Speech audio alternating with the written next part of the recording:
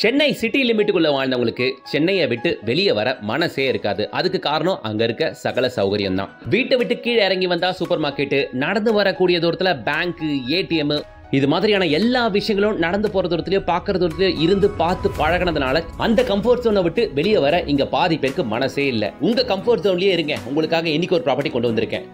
Vandalur to Kelambakkam main ரோட்ல Pudupakkam junction left எடுக்கிற இந்த ரோட்ல தான் நமக்கு இருக்க ப்ராஜெக்ட் இருக்கு.